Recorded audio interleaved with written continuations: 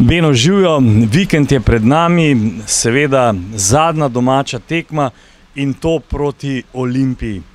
Kaj, fantje, pričakujete, kakšno tekmo vidite, kako bo v soboto?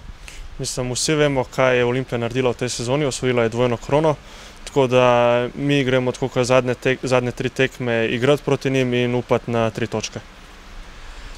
Seveda manjkala bosta Zeni Husmani in Pišek v zvezni vrsti zaradi kazni, verjetno bo zaradi tega nekoliko težje. Pa ja, imamo dosta za kader, zato mislim, da vsak igralec se nam pozna. Vseeno te fantje, ki smo ostali, bomo vse naredili, da premagamo Olimpijo. Po Olimpiji pa pride še zadnja tekma proti Radomljam. Verjetno tudi o tem razmišljate, kako se bo zaključilo prvenstvo, kje boste na lestvici. Kako razmišljate med tema dvema tekmama? Pa jaz se ne bi strinjal, da mi že razmišljamo o Radomljah. Jaz mislim, da predvsem igralci gremo iz dneva v dan, iz treninga v trening.